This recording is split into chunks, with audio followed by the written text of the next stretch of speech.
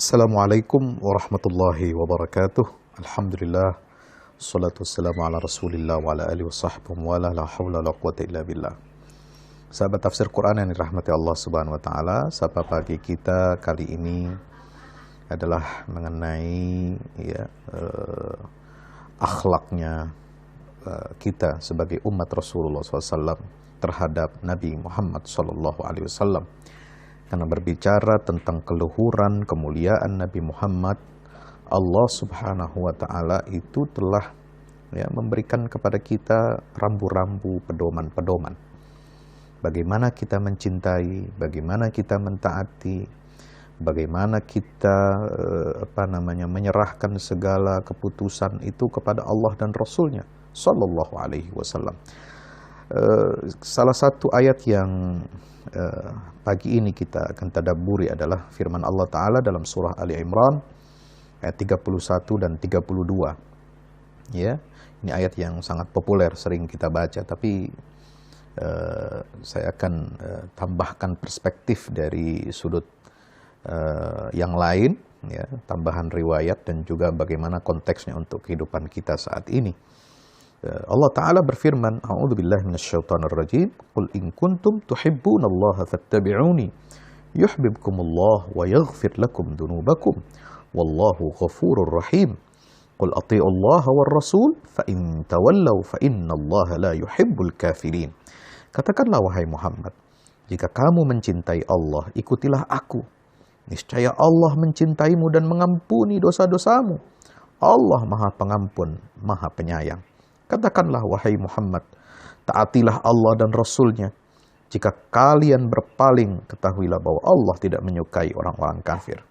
Sahabat tafsir Quran dirahmati Allah Ta'ala, mencintai Allah Subhanahu wa Ta'ala bukan hanya sekedar slogan kosong, bukan hanya kata-kata, tetapi kecintaan kepada Allah harus kita buktikan. Bagaimana kita membuktikan kecintaan kita kepada Allah? Yaitu dengan berittiba, mengikuti semua apa yang dicontohkan, diperintahkan, dilakukan, ditakrirkan oleh baginda kita Nabi Muhammad sallallahu alaihi wasallam. Fattabi'uni.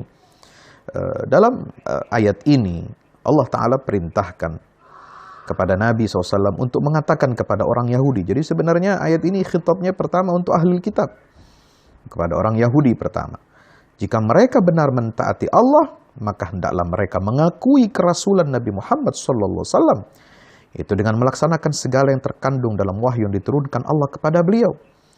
Jika mereka telah berbuat demikian, niscaya Allah meridai mereka dan memaafkan segala kesalahan-kesalahan yang telah mereka lakukan serta mengampuni dosa-dosa mereka. Sungguh, mengikuti Rasul dengan sungguh-sungguh, baik dalam keyakinan maupun amal saleh, akan menghilangkan dampak-dampak kemaksiatan dan kekejian jiwa, serta menghapuskan kezaliman mereka yang mereka lakukan sebelumnya. Sahabat yang dirahmati Allah, kenapa demikian? Karena ayat-ayat sebelum ini semua berbicara tentang ahli kitab, terutama Yahudi. Dan ketika berbicara tentang Nasrani, ada riwayat dari Muhammad ibn Ja'far bin Zubair, bahwasanya utusan kaum Nasrani Najran mengira bahwa apa yang mereka asumsikan tentang Nabi Isa itu adalah wujud kecintaan kepada Allah Ta'ala. Maka diturunkanlah firman Allah Subhanahu wa Ta'ala ini, yaitu surah Ali Imran ayat 31, bahwasanya kecintaan kepada Allah itu terikat dengan kecintaan kepada Rasul yang telah diutus kepada seluruh umat manusia, yaitu baginda Nabi Muhammad Sallallahu Alaihi Wasallam. Bukan kecintaan Allah dalam bentuk apa? Dalam bentuk mengikuti ajaran yang telah menyimpang, mengikuti ajaran yang menyimpang sebagaimana Yahudi tidak mengakui kerasulan Muhammad SAW, menutup-nutupi kerasulan Muhammad SAW, mengingkari nubuahnya Rasulullah SAW. Juga Nasrani yang masih berpegang teguh kepada klaim ketuhanan Isa al-Masih, bahwasanya Isa itu adalah putra Allah, satu dari 3 oknum Allah Subhanahu wa Ta'ala. Na'udzubillah min zalik. ataupun klaim bahwasanya Nabi Isa itu adalah sang penebus dosa manusia, ya, itu semua sudah dibatalkan, ya, keyakinan semacam itu di dalam Al-Qur'anul Karim. Maka ayat ini memberikan keterangan yang kuat, ya, ayat 31 surah Ali Imran, qul in kuntum tuhibbunallaha fattabi'uni yuhibbukum wa yaghfir lakum dzunubakum. Itu memberikan keterangan yang kuat untuk mematahkan pengakuan orang-orang yang mengaku cinta Allah pada setiap saat, sedangkan amal perbuatannya berlawanan dengan ucapan-ucapan mereka itu. Bagaimana mungkin dapat berkumpul pada diri seseorang cinta kepada Allah dan pada saat yang sama membelakangi perintah-perintah Allah, ya, membelakangi ajaran Allah dan Rasul-Nya. Maka siapa yang mencintai Allah tapi tidak mengikuti jalan dan petunjuk Rasulullah SAW, maka itu adalah pengakuan cinta palsu dan cinta yang dusta. Oleh sebab itu Rasulullah SAW bersabda dalam hadis riwayat Bukhari, "Man amila amalan laisa alaihi amruna fahuwa raddun." Siapa yang melakukan perbuatan tidak berdasarkan perintah dari kami, maka perbuatan itu tertolak.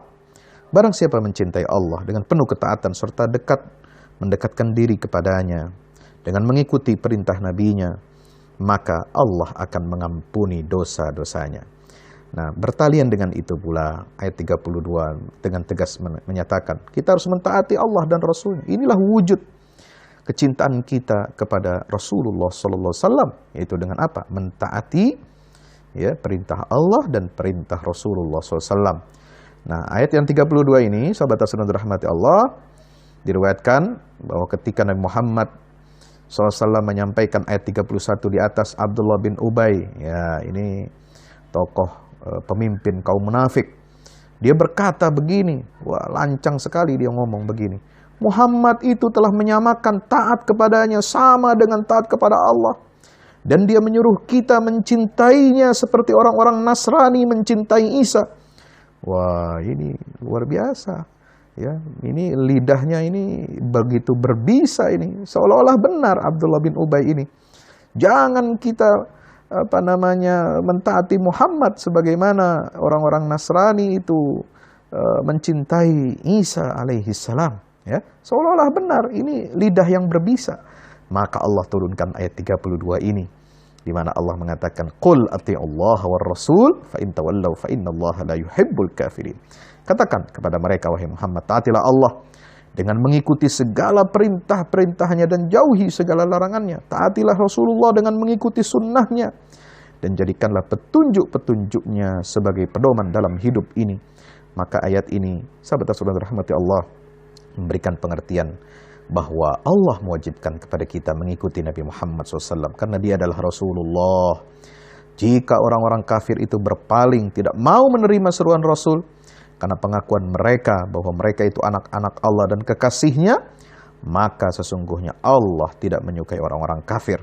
Ini orang-orang yang telah dibelokkan oleh hawa nafsunya dari ayat-ayat Allah Subhanahu wa ta'ala. Karena itulah Allah tidak meridai mereka, bahkan menjauhkan mereka dari kenikmatan surganya, dan Allah murkai mereka pada hari kiamat. Wallahu a'lam bishawab. Mudah-mudahan bermanfaat. Wassalamualaikum warahmatullahi wabarakatuh.